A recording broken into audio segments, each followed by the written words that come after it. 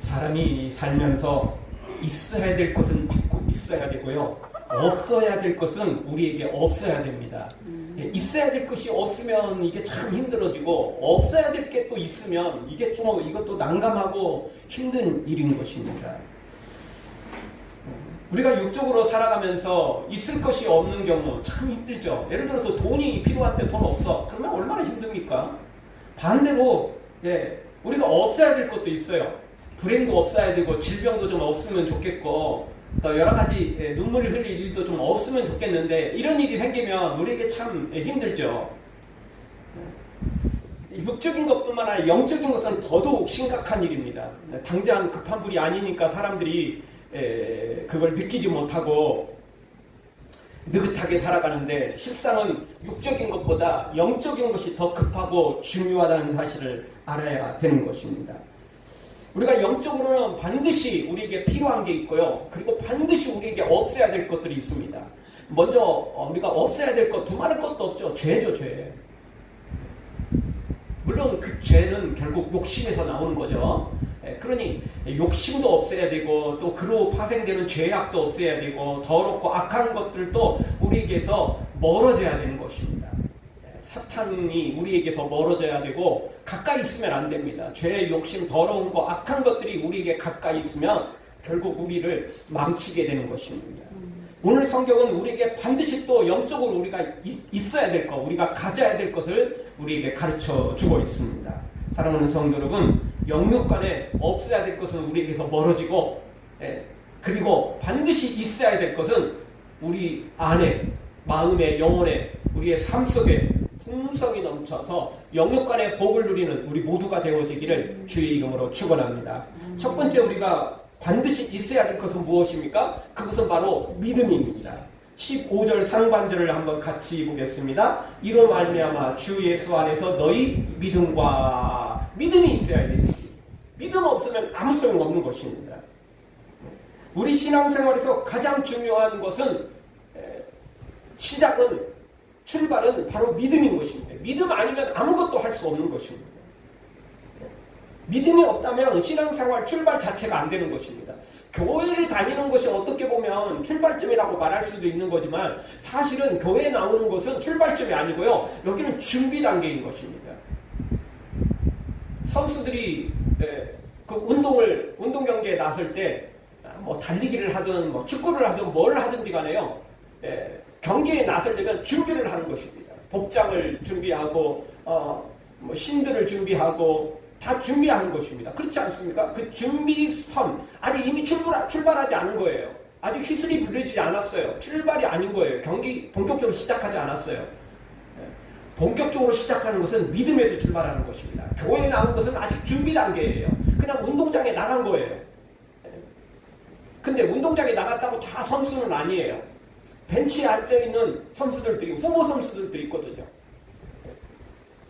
그리고 다른 관중들도 있잖아요. 물론 이제 그 관중들이 실제 경기장에 들어가는 건 아니지만 그래도 그 운동장 표현할 때 다 관중석까지 다 넓게는 관중석까지 포함되는 거 아니겠어요? 그러니까 우리가 실제 교회에 나왔다 그 이야기는 출발은 아닌 것입니다. 준비 단계예요.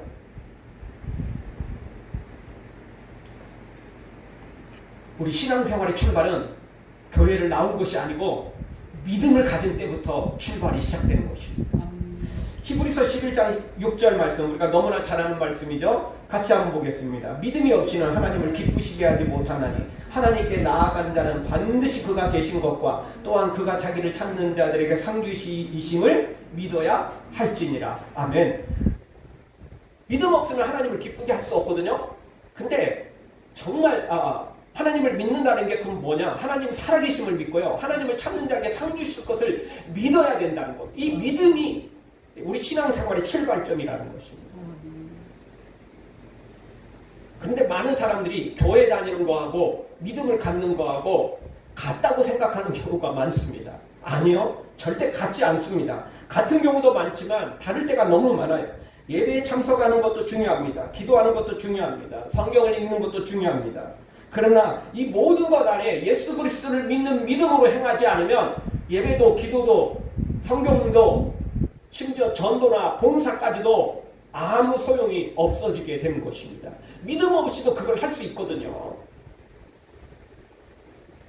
따라서 오늘 우리는 우리 신앙생활의 첫 출발점은 교회 예배에 참석하는 게 아니고 바로 믿음을 갖는 데서부터 출발한다. 이걸 분명히 우리가 인식하지 않으면 안 됩니다. 나 교회에 참석했어. 나 오늘 예배에 참석했어. 너무 쉽게 생각을 해버리면 진짜 우리의 신앙이 흔들릴 수 있다는 것입니다. 이거는 정말 출발점에 다가가는 것에 불과하고, 진짜 출발점은 예배에 참석했기 때문에 다 된 게 아니고, 나는 오늘 진짜 하나님이 찾으시는 온전한 예배자로 내가 세워졌느냐, 나의 예배가 가인의 예배처럼 연락되지 못하는 그런 일이 벌어지진 않았는지 점검해서 아벨의 제사처럼 온전히 하나님 앞에 연락되는 예배, 이런 예배자가 되어야 되지 않겠습니까?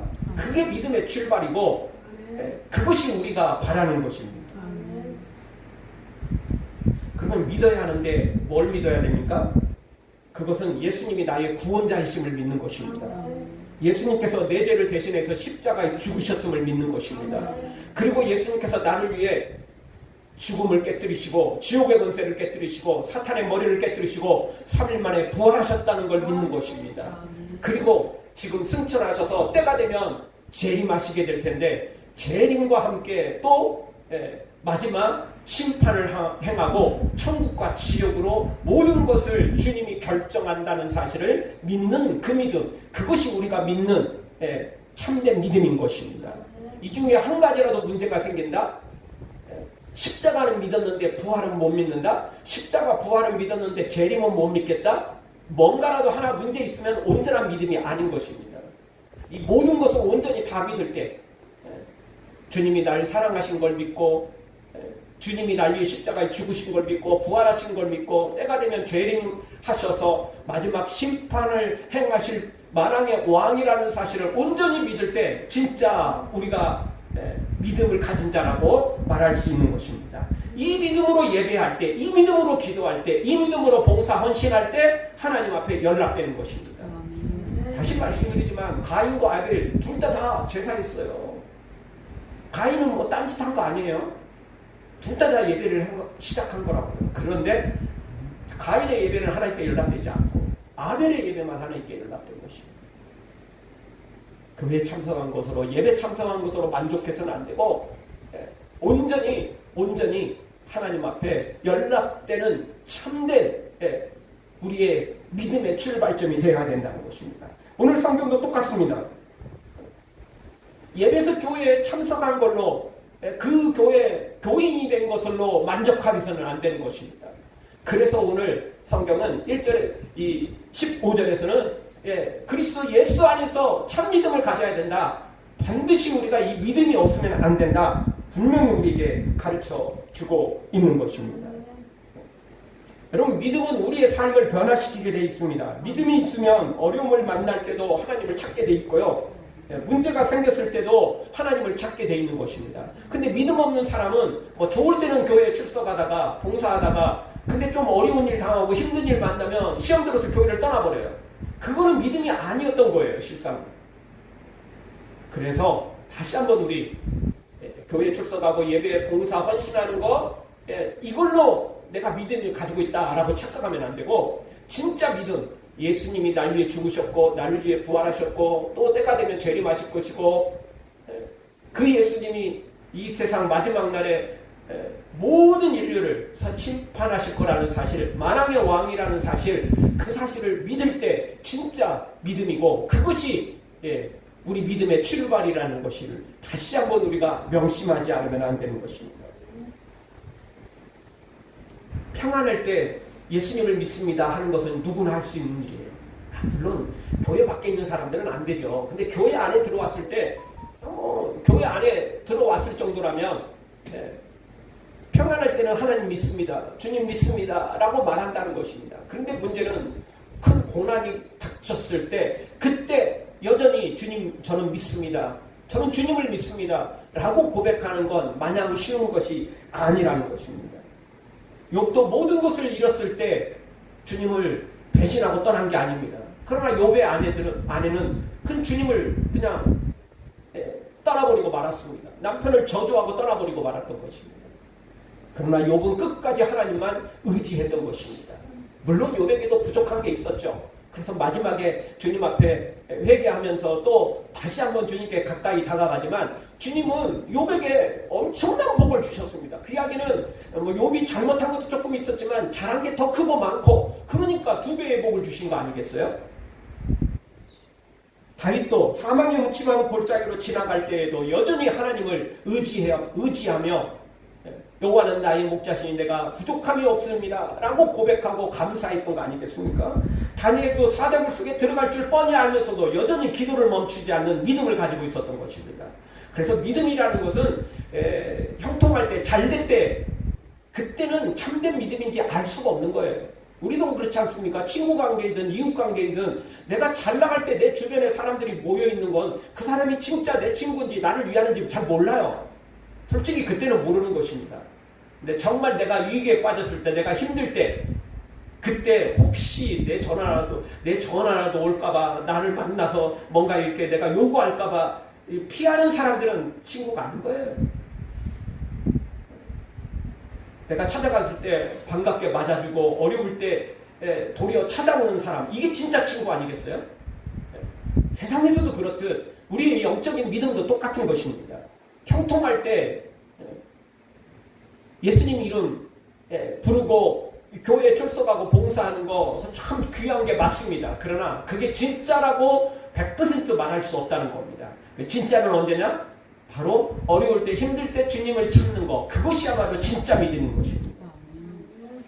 사랑하는 성도 여러분, 입으로만 주여 하지 말고 교회 다니는 것으로 만족하지 말고 정말 주님을 반드시 깊이 만나고 주님이 나의 구원자시고 날 위해 죽으셨고 부활하셨으며 또 재림하셔서 마지막 심판하실 심판주이심을 굳게 믿고 그 예수님과 함께 동행하고 그 예수님과 함께 인생을 살아가는 복된 성도들 되어지길 주의 이름으로 축원합니다. 이것이 바로 믿음인 것입니다. 너무나 많은 교인들이 그냥 교인된 것으로 만족해요. 아니요. 우리는 교인된 것으로 만족하지 말고 진짜 성도가 되어야 됩니다. 하나님의 자녀가 되어야 됩니다. 예수님의 거룩한 신부가 되어야 되는 것입니다. 예수님의 신실한 제자가 되어야 되는 것입니다. 그것이 참 믿음의 출발점입니다.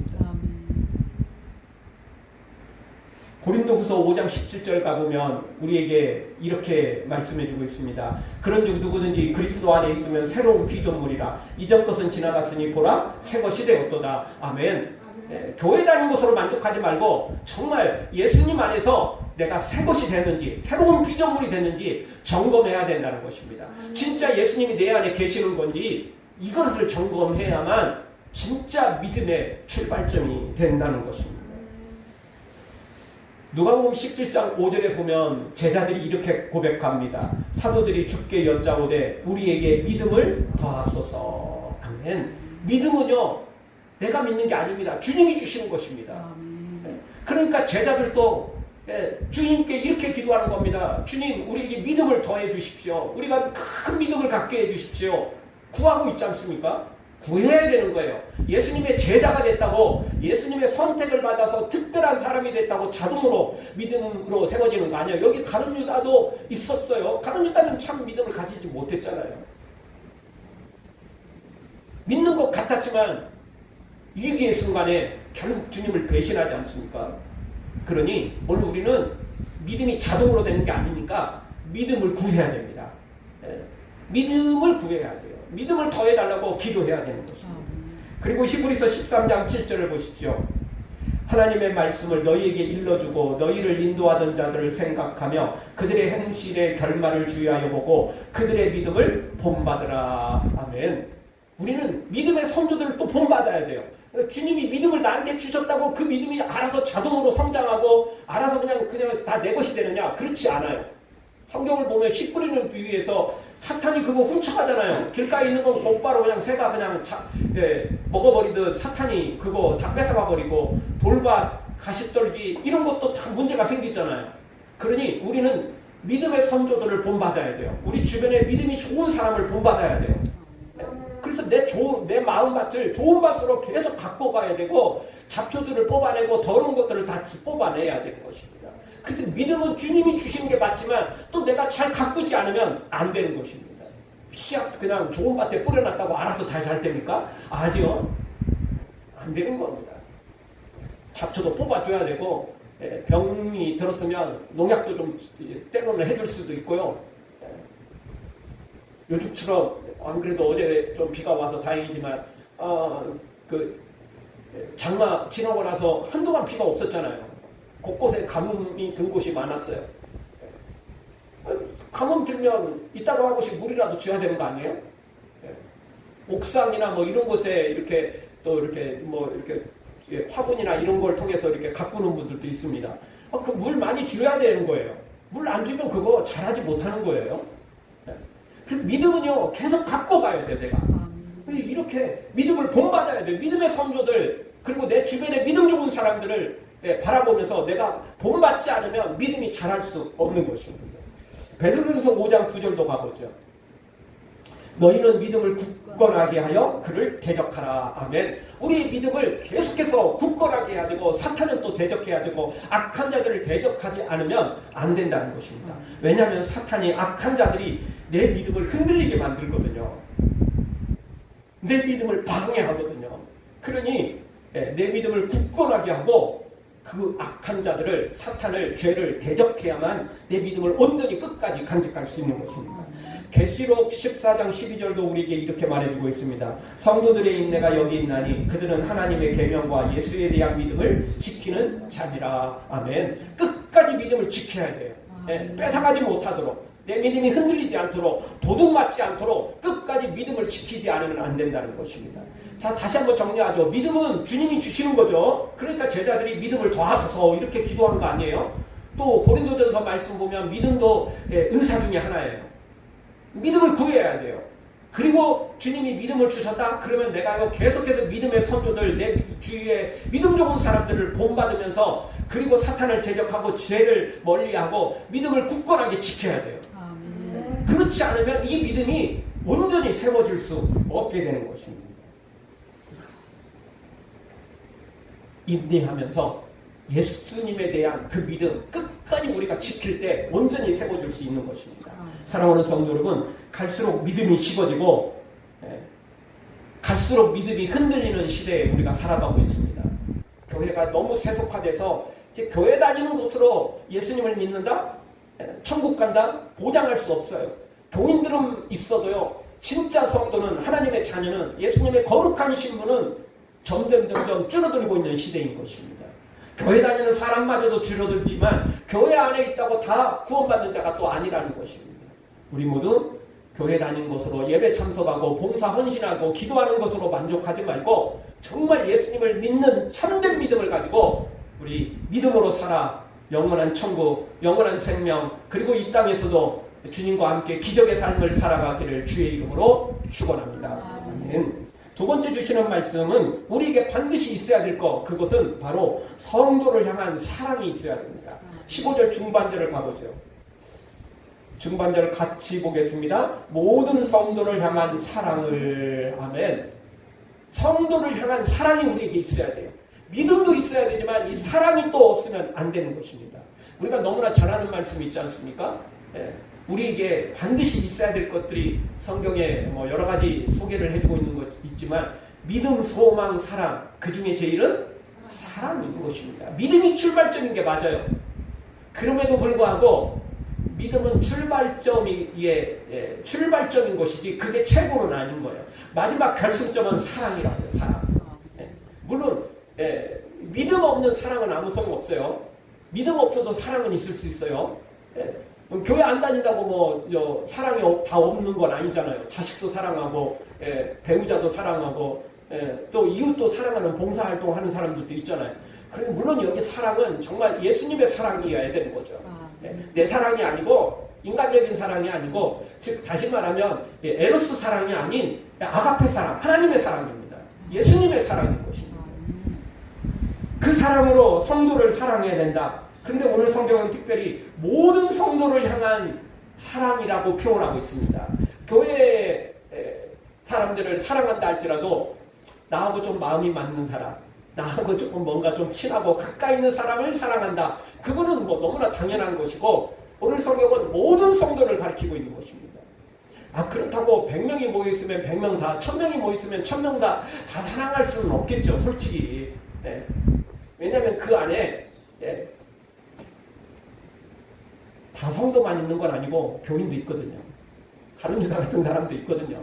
뭐 이런 사람들까지도 다 사랑할 수는 없겠죠. 그럼에도 불구하고 시도는 해야 됩니다. 자기 혼자 평가를 내려가지고 저놈은 가룟유다야. 저놈은 성도가 아니고 교인이야. 너는 사랑 안 해도 돼. 그거는 말이 안 되는 것입니다. 아니 교회 밖에 있는 사람도 하나님은 여전히 그를 사랑해서 선지자를 보내고 전도자를 보내고 하나님의 자녀들을 보내서 회개하고 돌아오도록 만들었는데 교회 안까지 들어와 있다면 그래도 교회 밖에 있는 사람보다 난 거잖아요. 그러니 계속 그들을 우리가 사랑해야 되죠. 할 수만 있거든 모든 사람과 평화해야 되고 사랑해야 되는 것입니다. 그래도 모두를 사랑한다는 건 사실 좀 우리 현실적으로 좀 우리가 어렵죠. 그래도 시도는 해야 된다는 것입니다. 그래서 오늘 성경은 모든 성도를 향한 사랑이라는 겁니다. 친한 사람만, 내가 좀 가까운 사람만, 이거는 참된 사랑이 아닌 것입니다. 언제 예수님이 우리를 사랑할 때 자격 보고 사랑했습니까? 언제 예수님이 우리를 사랑할 때 우리를 평가해가지고 시험에 합격하니까 사랑했습니까? 그런 적 없잖아요. 우리가 죄인이었을 때 예수님 우리를 사랑하셨습니다. 우리가 주님을 몰랐을 때 주님이 찾아오신 것입니다. 우리가 부족했을 때 자격 없다고 우리를 외면한 게 아니고 그래도 찾아오신 것입니다. 십자가에 생명을 내어주기까지 우리를 사랑하신 분이 우리 예수님 아십니까? 그렇다면 우리가 예수님의 사랑으로 그렇게 사랑해야 되는 것입니다. 예수님의 사랑을 받은 자는 또 그렇게 그 예수님의 사랑으로 형제자매들을 사랑할 수밖에 없다는 것입니다. 만약 내가 예수님의 사랑을 받았는데 나는 사랑하지 않는다? 그거는요 온전한 예수님의 사랑을 받지 못한 것입니다. 어느 교회에 혼자 사시는 연로한 성도님이 계셨답니다. 어느 겨울날 그분이 예배에 참석을 하지 않았답니다. 한 성도가 걱정이 돼서 전화를 했지만 받지 않아서 결국 직접 찾아갔다라는 겁니다. 문을 열고 들어가 보니까 그 성도님은 몸이 아파 누워 있었고 제대로 정말 그 움직이기조차도 쉽지 않은 상태였다라는 겁니다. 그래서 주변을 정리하고 또 집에 먹을 것이 있으면 또 이렇게 드리려고 했더니 먹을 것도 제대로 없고 그러니까 이분이 너무 삶도 힘들고 또 먹을 것도 충분하지 않고 이러니까 이제 이렇게 몸져 누웠던 것이죠. 그 성도는 말없이 집안을 정리하고 또 슈퍼에 가서 음식을 사서 따뜻한 국을 끓이고 그리고 며칠 동안 먹을 반찬까지 준비를 해놓고 그리고는 그 연로한 성도를 대접을 했다는 것입니다. 죽을 먹고 힘을 차린 그 성도가 이렇게 말을 했다는 것입니다. 목사님이 말씀하신 사랑이 무엇인지 오늘 알았습니다. 예수님이 나를 사랑하시는 것 같군요. 이렇게 고백을 했다는 것입니다.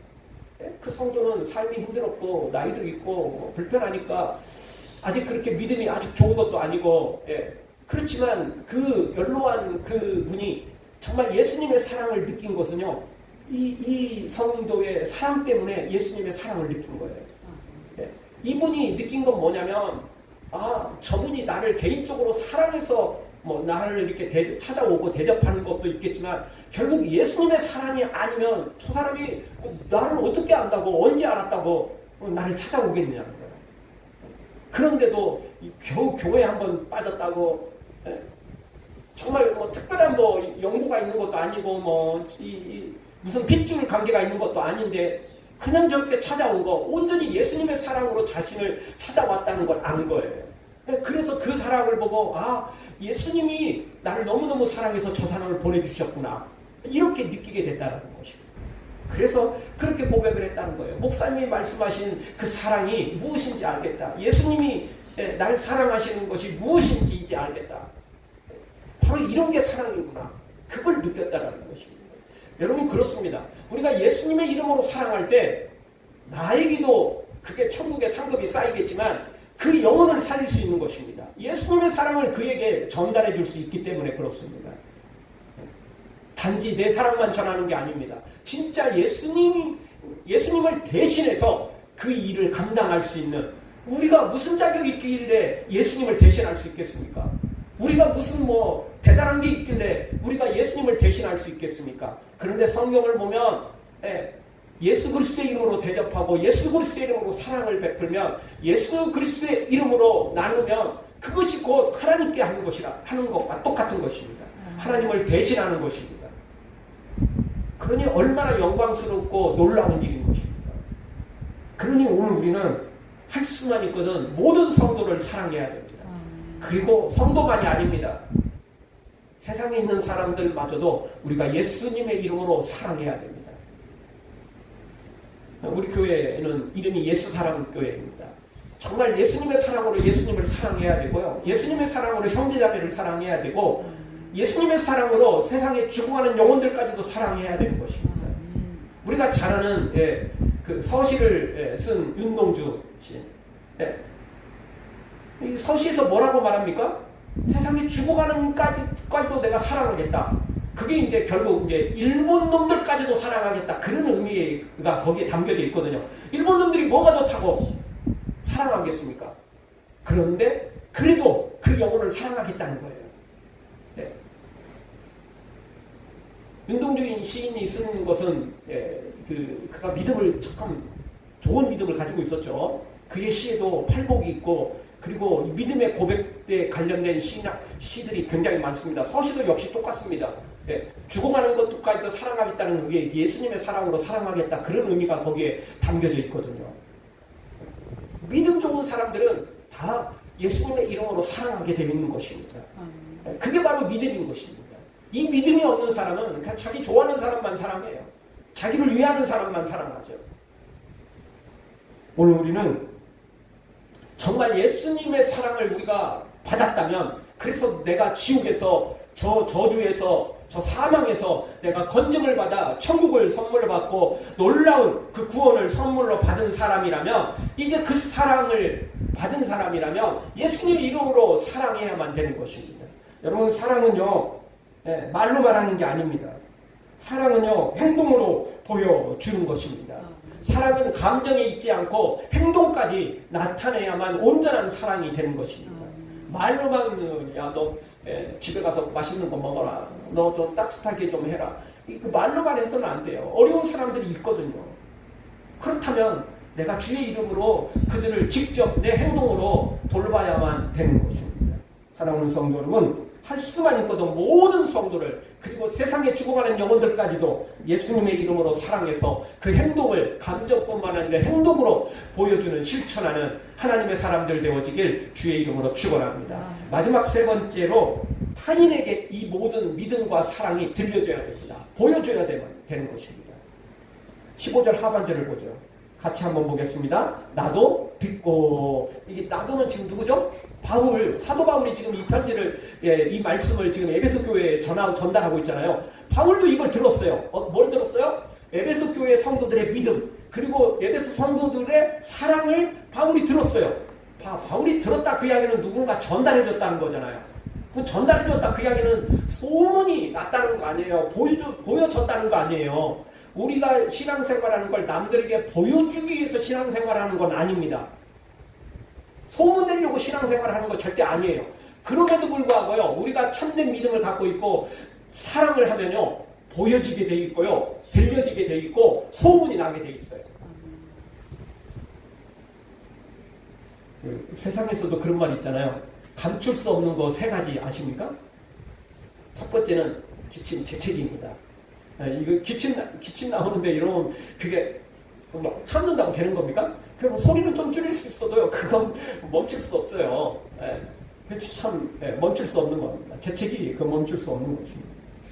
그리고 또 하나는 가난이랍니다. 가난은요, 어떻게 이거 감출 수 없대요.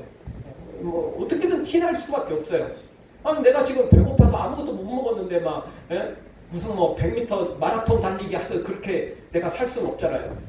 자동으로 영양실조 걸리면요, 얼굴도 초췌할 뿐만 아니라 힘도 다 없어지고 허리도 구부정되고 그냥 시간만 나면 주저앉을 수밖에 없는 거예요. 가난을 감출 수 없어요. 그리고 마지막은 사랑이랍니다. 사랑은 절대 감출 수 없대요. 그래서 그 연인들이 사랑하면 얼굴이 이뻐지고 얼굴이 밝아지고 생기가 돋고 이러지 않습니까? 예? 어른들도 똑같습니다. 사랑을 하면요 감출 수가 없어요. 사랑하면 눈빛부터 달라지고요. 사랑하면 뭐든지 도와주려고 하고요. 사랑하면 그렇게 돼 있습니다. 연인 에로스 사랑뿐만 아니라 모든 사랑에는요 감출 수가 없는 거예요. 예수님의 이름으로 예수님의 사랑으로 누군가를 사랑한다? 어떻게 그걸 감출 수 있겠어요? 감출 수 없는 것입니다. 따라서 우리가 진짜 예수님의 이름으로 예수님을 믿고 참된 믿음을 가지고 있고 예수님의 사랑으로 사랑을 한다면 보여지고 들려지고 다 소문나게 돼 있어요. 이게 감춘다고 감춰지는 게 아니라니까요. 그래서 바울에게 이게 들려진 것입니다. 바울에게 이게 전달이 된 것입니다. 그럼 바울에게만 그랬어요? 아니요. 주변 사람들에게, 예배소 주변 사람들에게도 다 이미 전달이 된 거예요. 보여진 거예요. 그래서 그것이 또 바울에게까지 전달이 된 것입니다. 예수님께서도 이 부분은 분명히 말씀하셨습니다. 마태복음 5장 16절 보십시오. 같이 봅니다. 이같이 너희 빛이 사람 앞에 비치게 하여 그들로 너희 착한 행실을 보고 하늘에 계신 너희 아버지께 영광을 돌리게 하라. 아멘. 너희 빛이 세상에 비치게 하여, 이게 비치게 해야 돼요. 예. 아니 지금 등불을 켜놓고는 일부러 감출 필요가 있습니까? 물론 뭐 옛날 민방위 훈련 할 때는 등재 불빛들을 다 차단시키고 막 이랬죠. 이제 북한이 그 비행기를 띄우고 폭탄을 터뜨릴 때 불빛이 있으면 금방 티나니까 지금은 그럴 필요가 없죠. 왜냐하면 다 이건 뭐 GPS 다 떠 있어 정확한 지점을 정확히 아니까. 근데 옛날에는 이제 그런 게 조금 약했으니까 불빛을 보고 이렇게 평가를 하고 그리고 지점을 나름 이렇게 보고 이러지 않습니까? 지금은 뭐 그거 가린다고 뭐 소용 있겠습니까? 지금은 뭐 GPS 따라서 아주 정밀 타격을 하는 것이죠. 어쨌든 우리가 이 참된 빛을 발해야 되는데 예수님께서도 너희 빛이 사람 앞에 비치게 하라고 말씀하셨습니다. 일부러 감출 필요는 없잖아요. 뭐 일부러 자랑할 필요는 없겠죠. 뭐 내가 나 이렇게 했어요. 막 일부러 자랑하면 안 되죠. 당연히 예수님은 모르게 하라고 했으니까. 근데 그게 실제 감춰집니까? 감춰질 수 없는 거예요. 그래서 너희 착한 행실을 보고 하나님 아버지께 영광을 돌리게 하라는 것입니다. 우리가 참 믿음을 가지고 있고요. 그리고 이웃을 사랑하고 성도를 사랑하면요. 자동으로 이게 소문나게 돼 있는 것입니다. 정말 우리가 사랑하는데 어떻게 소문이 안 납니까? 그 말이 안 되는 거죠. 소문나게 돼 있는 겁니다. 진짜 사랑하면 소문나게 돼 있는 것입니다. 따라서 오늘 우리는 참된 믿음을 가져야 되고요. 그 사랑, 예수님의 사랑으로 사랑을 해서 이것이 우리 주변에 갈수록 이 놀라운 소문이 퍼져가야 됩니다. 이 놀라운 하나님의 역사들이 번져가야 되는 것입니다.